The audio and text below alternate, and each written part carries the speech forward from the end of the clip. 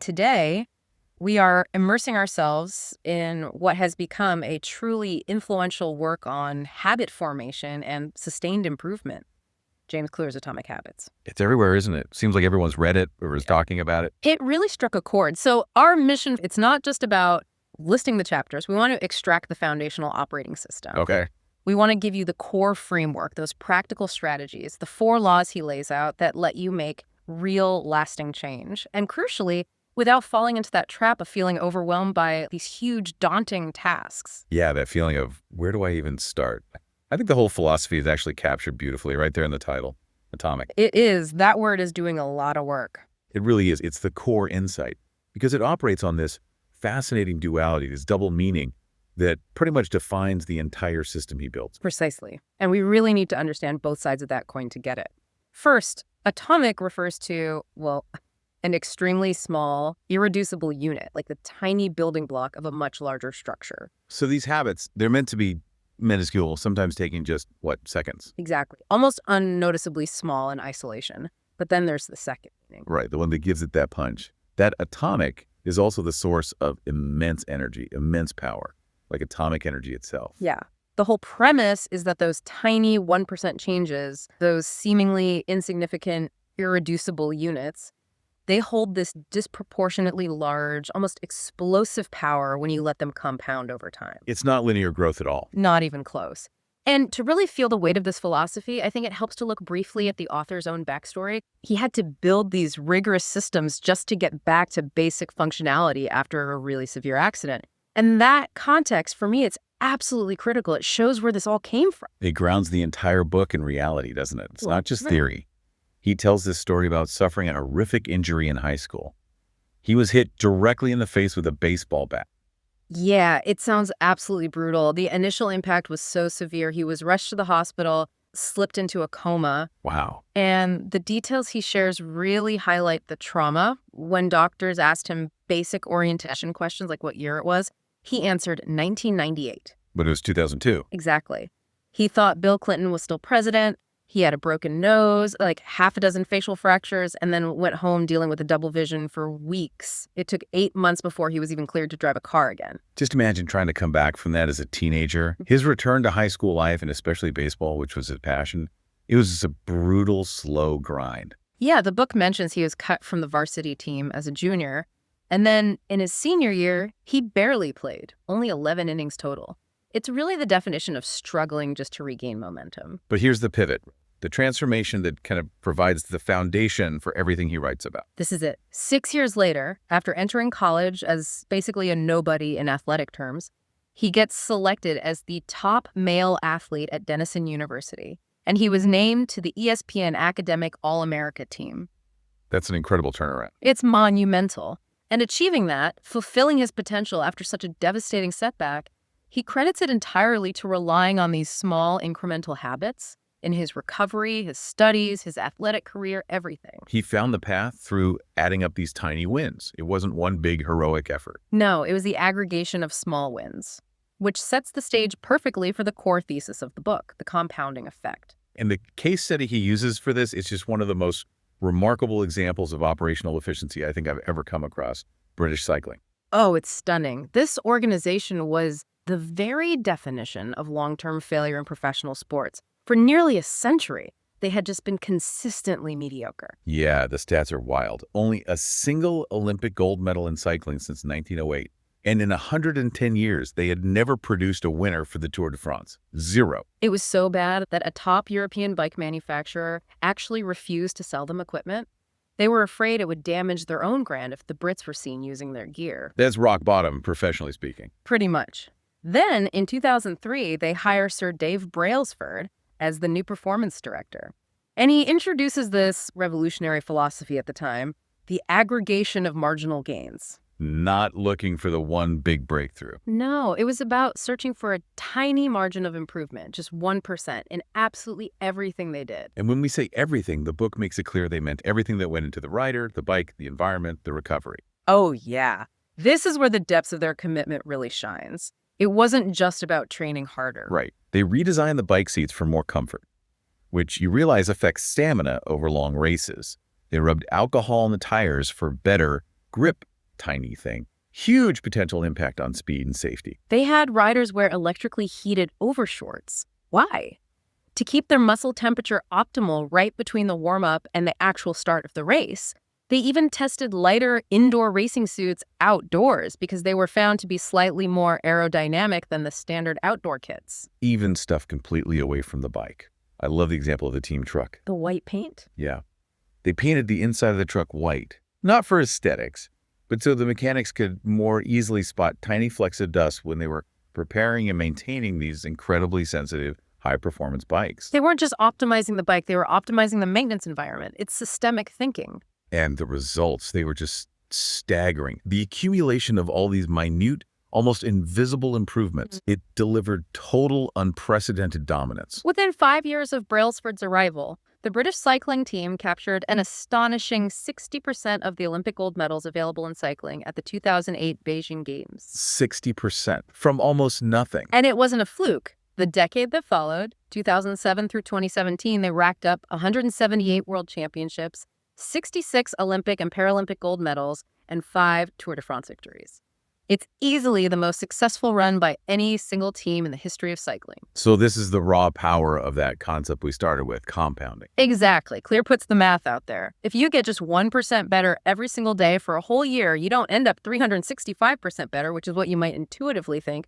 You end up 37 times better than where you started. 37 times. That difference between, say, 4 times better and 37 times better, that's the magic, isn't it? That's the magic that underpins the entire book. It really shows that your success, whatever measure you use, it's just a lagging measure of the systems and the habits you maintain day in, day out. You get what you repeat. Okay, but that immediately makes me confront how frustrating real progress often feels in the moment. If getting just 1% better is so powerful, why do we all start a new routine, maybe running or saving money or studying a language, and then give up after 3 weeks? Yeah, it's a universal experience, right? It's because we expect progress to be linear. We think effort in should equal results out immediately. And it rarely is. It feels like it should be a straight line upwards. Exactly. But Clear introduces this really crucial concept, the plateau of latent potential. We put in the work, the time, the effort, and we expect to see an equivalent result right away. When that immediate result doesn't show up, We think it's not working. we assume the system is flawed or we're flawed, and we stop. We fall into what he calls the valley of disappointment. The effort feels like it's being wasted because the results are delayed, they're hidden. That makes so much sense. The results are latent, like hidden potential. Perfectly illustrated by the ice cube analogy. Imagine an ice cube sitting in a cold room. The temperature is, say, 25 degrees Fahrenheit. It slowly starts to rise, 26, 27, 28, 29, 30, 31 degrees. Okay, the room's getting warmer. Right. The environment is changing, effort is being applied, but there is zero visible change in the actual ice cube. It's still just a block of ice. So it looks like all that effort, that 6-degree increase, was for nothing, completely wasted. But then the temperature hits 32 degrees. And suddenly, boom, the ice melts. That 1 degree shift, which was numerically no different from all the shifts before it, it unlocked this massive visible transformation. Okay. The prior work, getting from 25 to 31 degrees, it wasn't wasted at all. It was absolutely essential. It was just stored energy, stored potential beneath the surface. Habits need to persist long enough to break through that plateau, that latent potential, and hit their melting point. That really reframes the frustration. It's not that it's not working. It's that the work is accumulating unseen for a while. Exactly. Which forces us to confront our kind of cultural obsession with goals. We are so driven by outcomes, lose X pounds, earn Y dollars, run Z miles. But Clear suggests that this goals-first mentality is actually a psychological trap. It prevents deep, lasting change. How so? Setting goals feels like the obvious first step. Well, he argues it creates unnecessary conflict. By defining happiness as a point you reach, once I achieve this goal, then I'll be happy, you are continually putting off satisfaction until the next milestone. Right, you're living in a perpetual state of not there yet. Precisely. It creates this exhausting either-or dynamic. Either you hit the specific goal and feel good for a moment, or you fail and feel disappointed. There's no sustainable satisfaction in the process itself. And it really restricts your sense of satisfaction to just one narrow scenario, doesn't it? If your goal is to make a specific amount of money in a specific venture, You might totally ignore a dozen other paths to financial success or even just personal fulfillment that open up along the way simply because you were too tunnel visioned on that one stated goal. That's a great point. You miss opportunities because they don't fit the predefined win condition.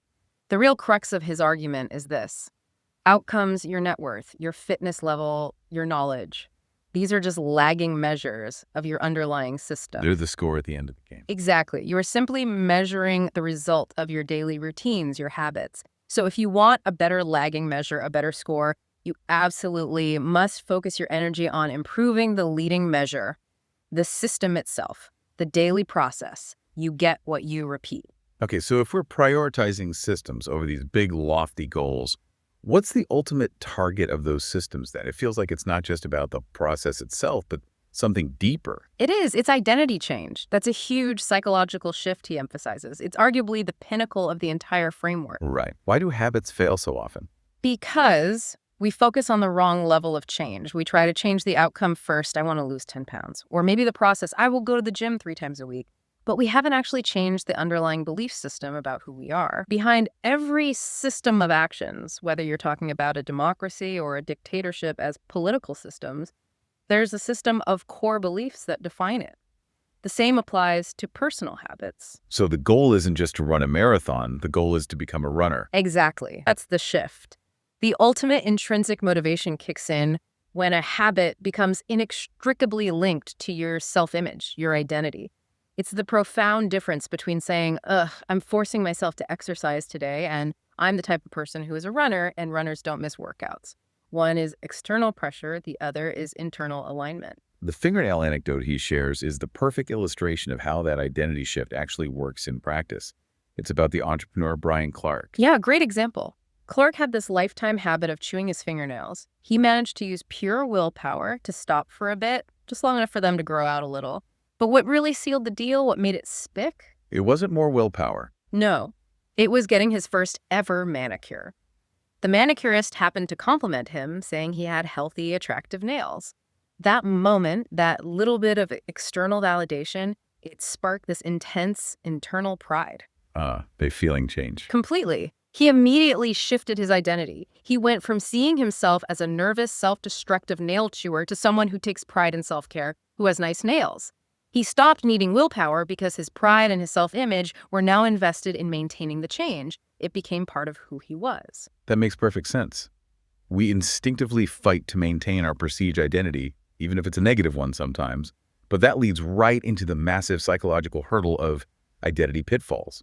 It sounds great to just decide to be a new person, but how does Clear address the inertia, the drag of all that ingrained negative self-talk we carry around? Yeah, this is where we have to get really honest about the stories we repeat to ourselves, often unconsciously. These are those negative self-definitions that create deep mental grooves. Oh, I'm always late, or I'm just terrible with directions, I'm horrible at math. We treat them like fixed traits. We accept these statements as facts about our personality rather than recognizing them for what they are, lagging measures of our current habits and beliefs. And the danger then is that once we accept them, we actively, maybe even subconsciously, resist any action that might contradict that self-image. We avoid trying to learn math because that's just not who I am. We end up reinforcing the negative story over and over. Overcoming this requires small, consistent proof that the old identity is false.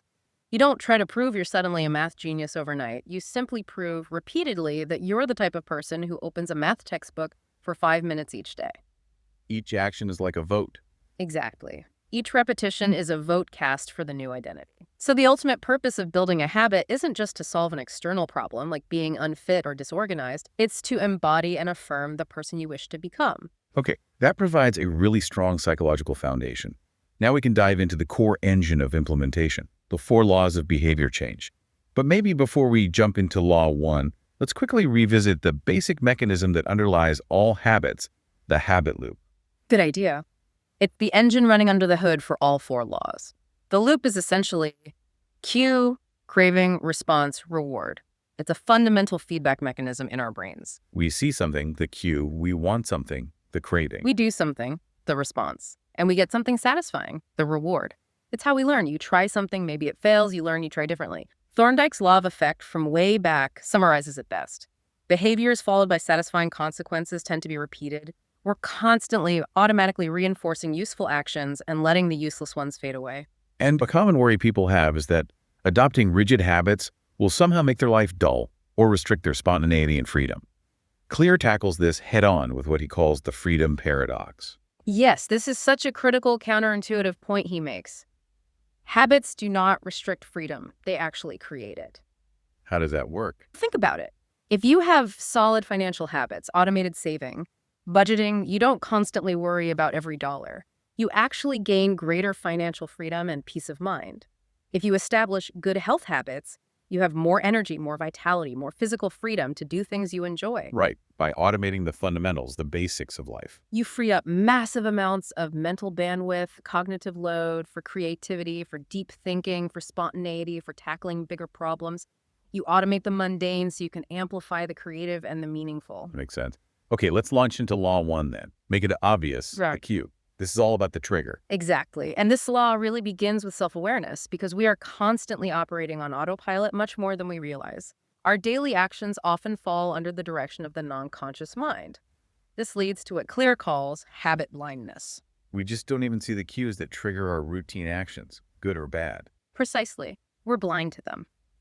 The examples he gives of this kind of unintentional autopilot behavior are really telling, sometimes funny, sometimes startling. Like the retail clerk who, having just cut up a whole batch of empty gift cards, automatically took the next customer's actual credit card and cut it right in half. Whoops. Or the woman who used to be a preschool teacher and then started a new corporate job, but found herself repeatedly asking her adult coworkers if they had washed their hands after using the restroom. Oh no, force of habit. Total force of habit. The non-conscious mind is incredibly efficient, but it means we often don't consciously register the cues that are pushing us towards both our good behaviors and our bad ones. So, to interrupt this autopilot, we need external systems to bring awareness. Clear cites this fascinating Japanese safety system used by train operators called pointing and calling. Right, I remember reading about this. It seems almost overly simplistic or theatrical. It does. It involves the operators literally using their eyes, hands, mouth, and ears to call out actions as they do them. Signal is green, points. Speed is 75, points, platform clear, points. You'd feel a bit silly doing it, maybe. Maybe initially, but it's remarkably effective. Studies showed it reduces errors by up to 85% and cuts accidents by 30%. Why?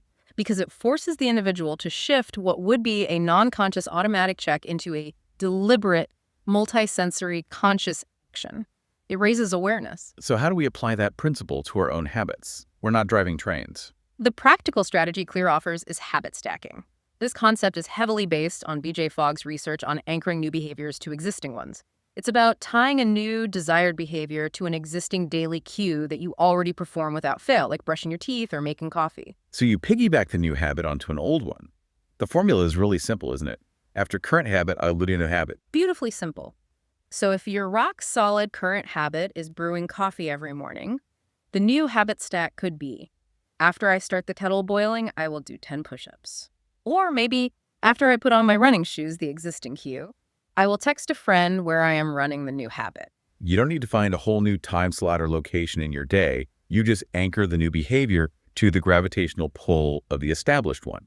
It makes the cue super obvious because it's linked to something you already do automatically. Exactly. And this is where we see something like the Diderot effect in reverse. Remember the Diderot effect? Yeah.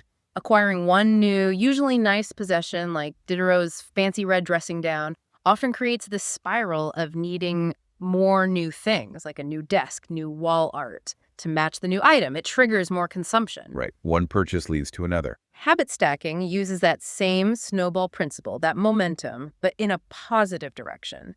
The completion of the first habit, the established cue, creates this psychological momentum that makes the second habit, the new desired action, feel like the natural, easy next step, instead of feeling like a sudden, jarring shift in behavior that requires a lot of activation energy. That effortless progression, making it feel natural, that leads us right into law 2. Make it attractive, the craving.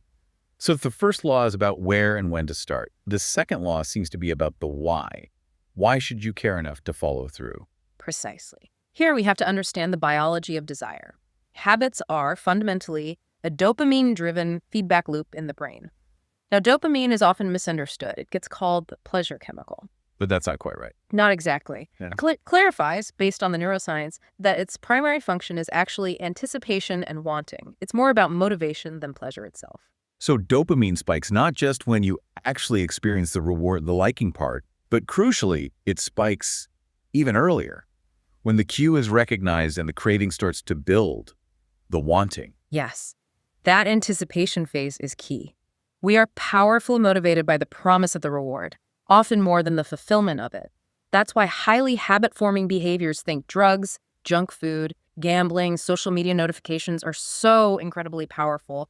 They trigger massive anticipatory dopamine spikes. It's the wanting that gets us hooked. Overwhelmingly so. Clear mentions research where mice could stimulate their own dopamine centers. They would just keep pressing the lever hundreds of times an hour, completely neglecting essentials like food and water.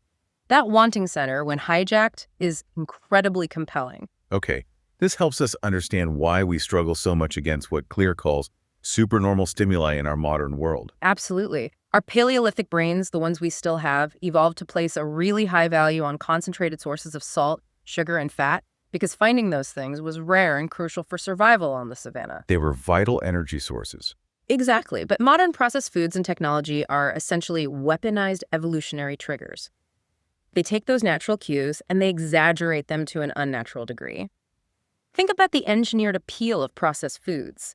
They use techniques like dynamic contrast. What is that? It's the contrast between different textures or temperatures or tastes all in one bite, like gooey melted cheese on a crispy pizza crust or a crunchy chip coated in flavored powder.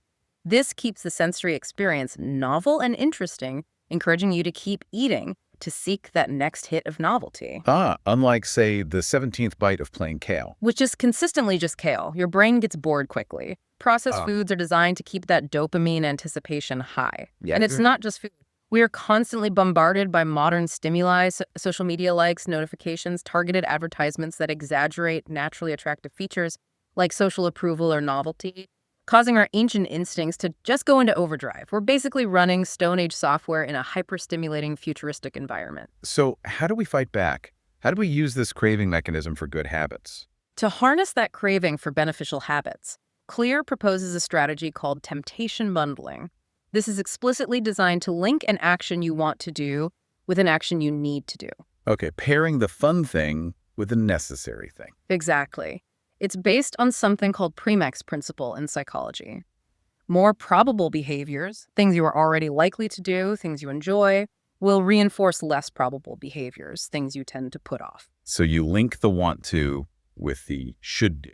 Perfect summary. The classic example is Ronan Byrne, an engineering student in Dublin. He recognized his craving. He wanted to watch Netflix. He also knew he should exercise more. So what did he do? He physically hacked his stationary bike. He did. He rigged it up so that the television in front of him would only play Netflix if he was cycling at a certain minimum speed. If he slowed down, Netflix paused. Brilliant.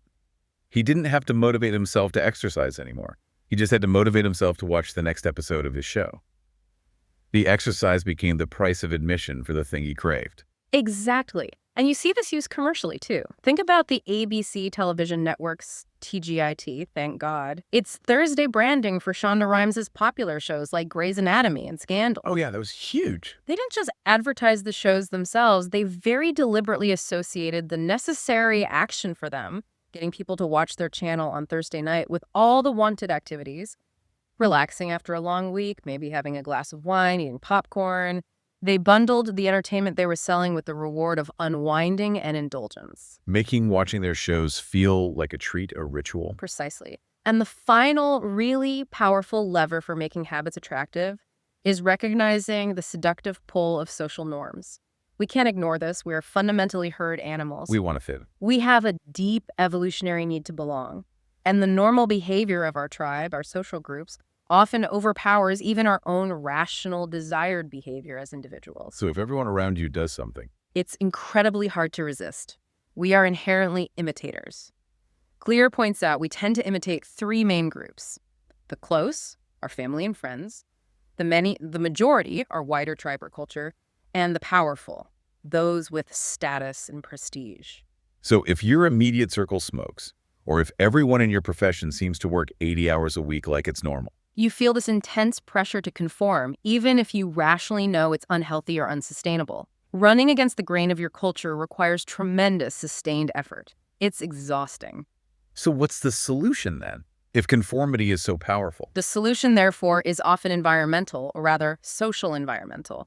Join a culture where your desired behavior is already the normal behavior. And ideally, find a group where you already have something in common, some shared identity. Find your tribe, but make sure it's a tribe that reinforces the habits you want, like the example of Steve Combs' organization, Nerd Fitness. Perfect example. If you find the typical gym environment intimidating, maybe you feel like you don't fit in there.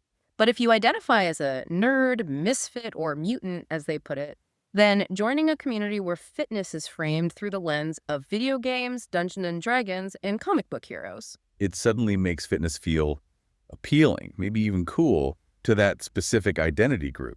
Exactly. It suddenly feels up something that people like you already do. It satisfies that deep need for belonging while simultaneously promoting the desired behavior. You leverage the power of the herd in your favor. Okay, that makes a lot of sense. Yeah. So we've made the cue obvious, we've made the craving attractive. Now we move to law 3. Okay. Make it easy, the response. Here, the discussion shifts from desire to actually doing the thing. And the core insight seems incredibly simple, the law of least effort. It really is simple, but profoundly important. It's just basic human nature. We are fundamentally wired to conserve energy. We naturally gravitate toward the option, the choice, that requires the least amount of work, both physical and mental. We're inherently lazy Mm. in an efficiency-seeking kind of way. You could put it that way. So the takeaway is direct. If you want to build a good habit, you absolutely must reduce the friction involved in doing it. Make it easier to start. Conversely, if you want to eliminate a bad habit, you need to increase the friction. Make it harder to do.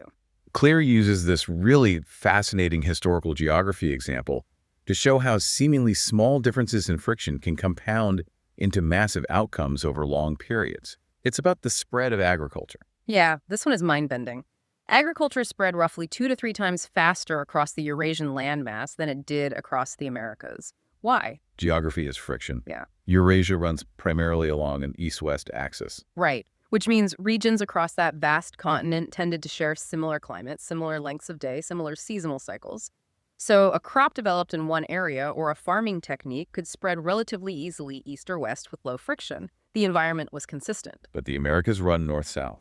Exactly. Creating wildly varied climates and ecological zones. High friction. You can't easily take a crop that was optimized for the tropical heat of Central America and expect it to just flourish unchanged in the harsh, temperate climate of North America or the Andes.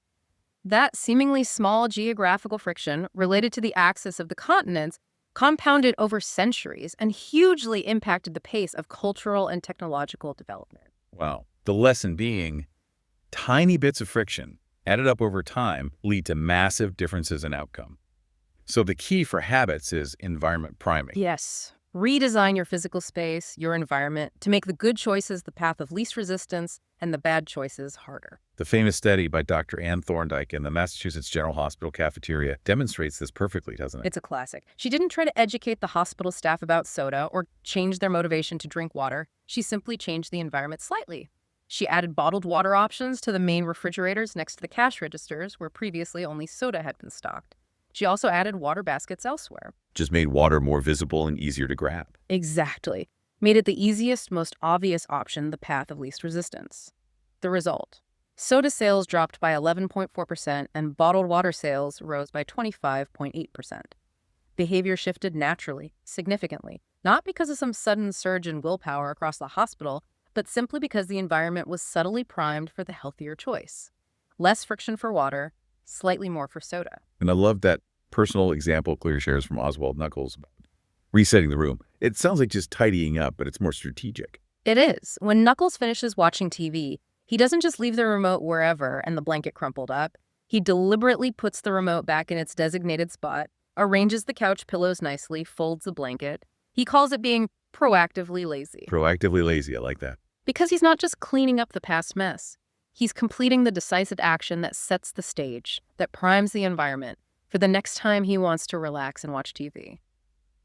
By spending just 2 minutes resetting the room now, he eliminates the friction of finding the remote, getting comfortable, etc. next time. He makes starting the desired behavior relaxing, effortless later. Okay, so that's reducing friction for good habits. How do we increase friction for bad ones? We use the inversion of the first law, make it obvious, which is make it invisible and combine it with increasing friction. Self-control, as Clear points out, is often exhausting, and it's really a short-term strategy. Optimizing your environment to make bad habits harder is the secret long-term weapon against temptation. Increase the steps required. Exactly. If you find yourself mindlessly watching too much television, unplug the TV after each use. Put the remote control in a drawer in another room. If social media is constantly distracting you, physically leave your phone in a separate room until lunchtime. Just that small amount of friction having to get up and walk to another room to retrieve the phone. It can be surprisingly effective. It might be enough to break the automatic loop and give you back hours of uninterrupted work or focus time. You're making the undesirable behavior less easy, less convenient. This emphasis on friction and ease leads us to really focus on the decisive moment. It's easy to think all minutes in your day are created equal, but Clear argues they definitely aren't. No, certain moments have vastly outsized impact. The decisive moment is that brief, often only seconds long, pivotal choice point that determines the entire trajectory of the next chunk of time, maybe the next hour, or even the rest of your day. Like the 2 seconds you spend deciding whether to throw on your workout clothes as soon as you get home or slump onto the couch just for a minute. Or the 5 seconds you spend choosing between opening the fridge to start chopping vegetables for dinner versus opening a takeout app on your phone. These tiny, almost invisible, decisive moments stack up. They define your daily system and ultimately your results. So, to ensure we win more of those crucial decisive moments, especially for habits that feel daunting, Clear recommends the 2-minute rule. This is a form of habit shaping designed specifically to overcome the friction of starting. Yes. The secret is to scale down any new habit you want to build until the very first step takes less than 2 minutes to perform. Just 2 minutes. The goal isn't the final outcome initially. The goal is just to master the art of showing up, of starting. So exercise for an hour becomes just change into my workout clothes. Study hard for the test becomes simply open my notes. Read a book every night becomes read 1 page. You make the start so easy it's almost impossible not to do it. Exactly. And the crucial insight here, especially when you're building the habit, is that you should aim to stop before it feels like a chore, before it feels like hard work. Keep the initial association positive and easy. Because that transition from just starting, putting on the clothes, opening the notes, Yeah. to actually doing the thing. Yeah. That's where the magic often happens, right? Once you've changed into your workout clothes, you've already won that decisive moment. It's often psychologically easier just to continue with a short workout than to go through the effort of changing back. Precisely. You leverage momentum. And the extreme example about clear uses of increasing friction as a commitment device is Victor Hugo. Ah, yes, the author.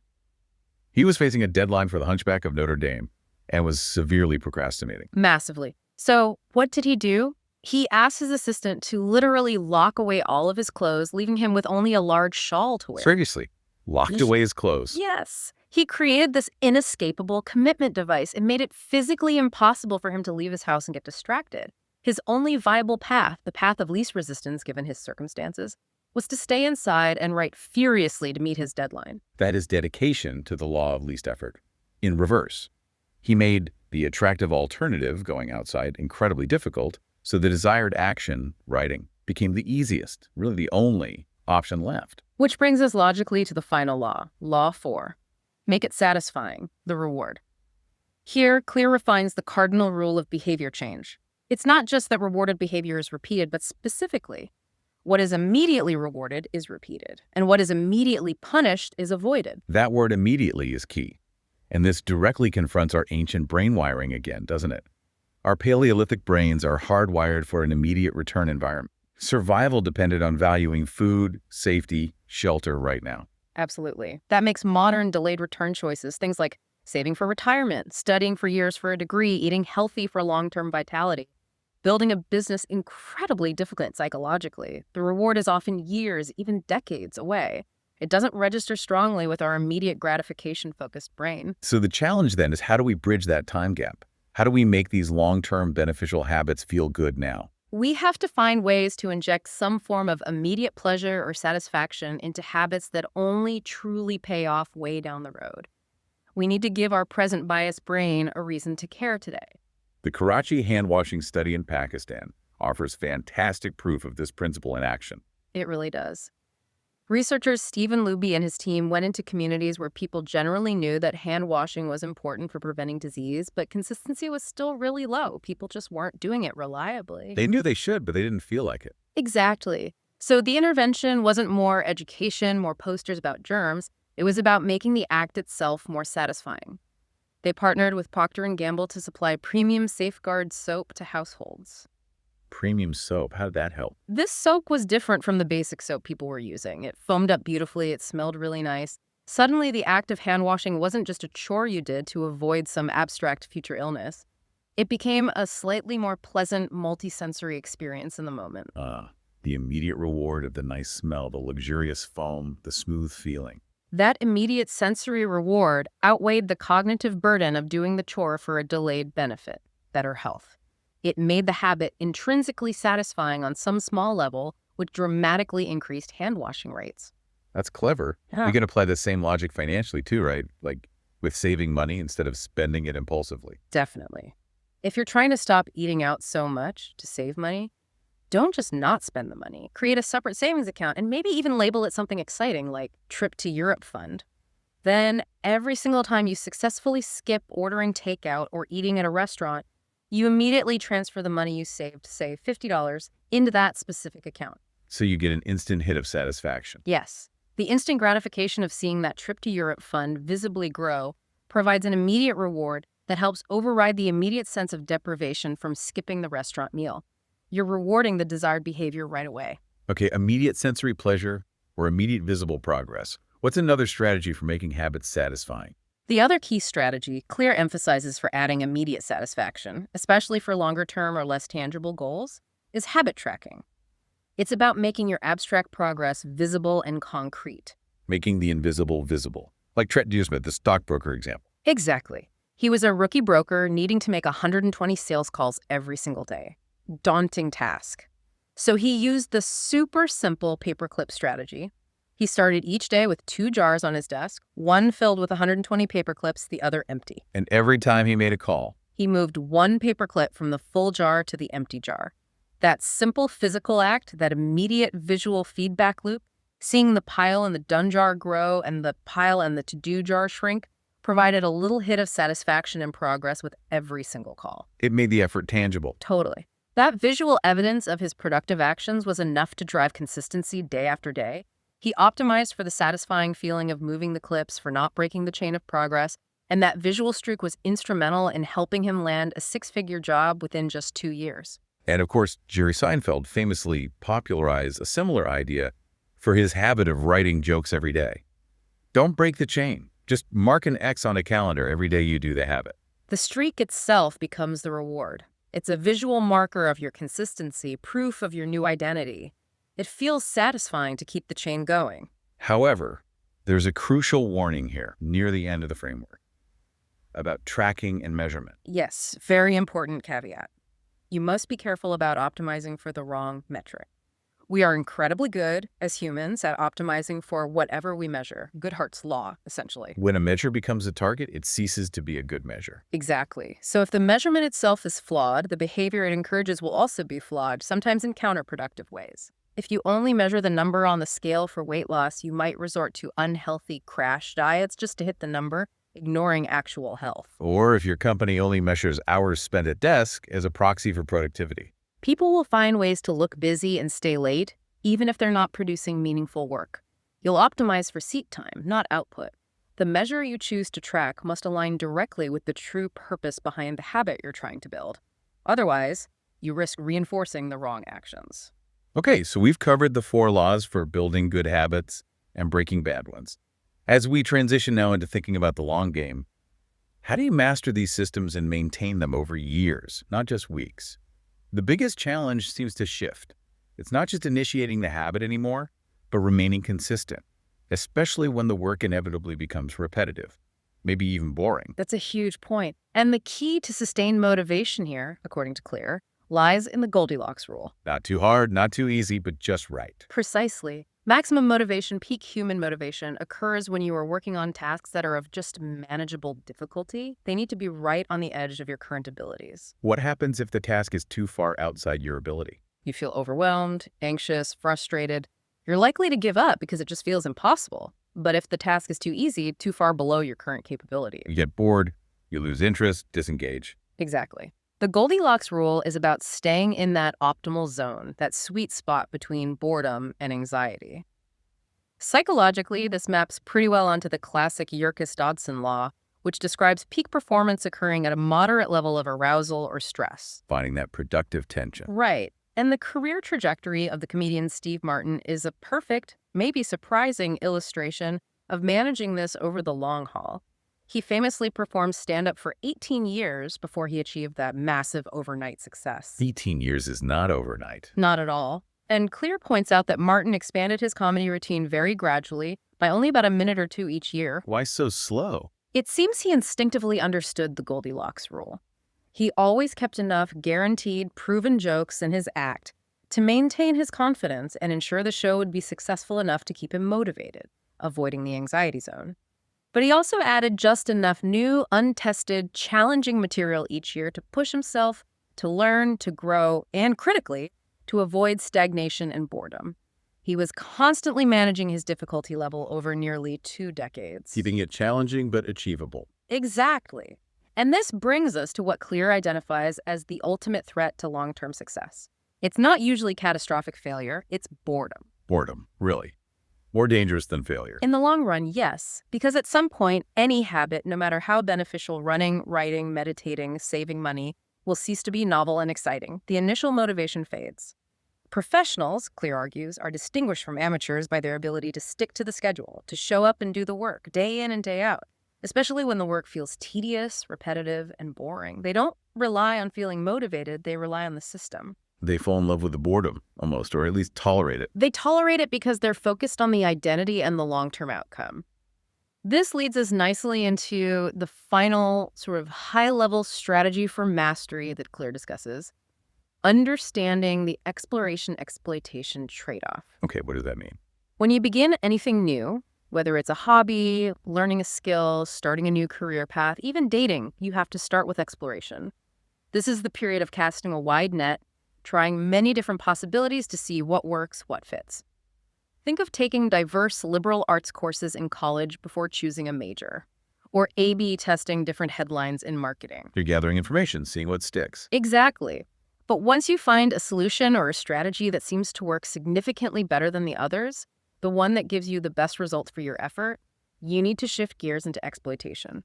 This means focusing your energy, doubling down, refining, and optimizing that winning strategy to get the most out of it.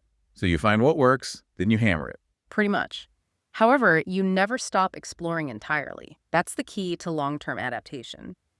Clear suggests the optimal approach, based on various models, is often to work on your best proven strategy, maybe 80 to 90% of the time, exploitation, but always reserve the remaining 10 to 20% of your resources or time for continued exploration, testing new ideas, learning adjacent skills, looking for the next breakthrough. Like Google's famous 20% time policy, allowing employees to work on side projects. Keeps things fresh, prevents getting stuck in a rut. Exactly. It balances efficiency with innovation. And related to this, if you explore and you realize you just can't seem to win the game that everyone else is playing, maybe because it doesn't suit your natural strengths, the final strategy is to create a new game. Don't just play better, play different. Precisely. The example used is Scott Adams, the creator of the hugely successful comic strip Dilbert. Adams openly admitted he was never going to be the best artist in the world. He probably wasn't going to be the funniest stand-up comedian either, but he knew he was maybe in the top 25% for both drawing skill and humor. Good, but not world-class in either domain alone. But when he combined those two pretty good skills with his third area of competence, his deep background and understanding of business and corporate office life, he essentially created a whole new category. The corporate satire comic strip. Exactly. By combining his unique blend of skills, he drastically reduced the competition. He wasn't competing against elite artists or elite comedians anymore. He wrote a new rulebook for a game that perfectly favored his specific combination of strengths. When you can't win by being better, sometimes you can win by being different. It really highlights that understanding your genes, your natural inclinations, your personality, it doesn't eliminate the need for hard work and using the 4 laws, but it clarifies what you probably should be working hard on. Absolutely. Playing a game that favors your nature is the ultimate application of the four laws in a way. It makes the desired habits inherently easier, Law 3, more attractive, Law 2, and ultimately more satisfying, Law 4, because you're working with your natural wiring, not constantly fighting against it. Okay, this feels like it brings us back full circle, almost to where we started, thinking about the deep drivers of behavior. This entire framework, all four laws, the identity shift. It relies on a fundamental truth about humans that we often try to logic our way out of, Which is, that emotion drives action far more than pure logic does. yes, it's a core finding in behavioral science, isn't it? Kahneman's System 1 and System 2 thinking. Every decision we make has an emotional component, often a primary one. We tend to be rational and logical only after we've already had an emotional reaction or intuition. The brain's primary operating mode, System 1, is to feel, to intuit, to react quickly. The secondary mode, System 2, is to think, to analyze, to calculate deliberately. And System 1 is usually in the driver's seat. Most of the time. Your actions tend to follow what you find attractive, what you desire, what feels good or right, even if subconsciously, not necessarily what is the most purely logical or intellectually sound choice on paper. That's why making habits attractive, Law 2, and satisfying, Law 4, is so much more powerful in the long run than just relying on cold logic or willpower. Desire is the engine that actually prompts action. Logic might steer, but emotion provides the fuel. So if we really internalize this whole framework, the power of atomic habits, the compounding, the four laws, the identity shift, and crucially, recognize that motivation and desire and curiosity often count for more than raw intelligence or sheer willpower, it feels like we gain tremendous agency over our destiny. We really do. We shift from just trying to manage outcomes, which are lagging indicators, to proactively engineering the underlying desires and systems that produce those outcomes.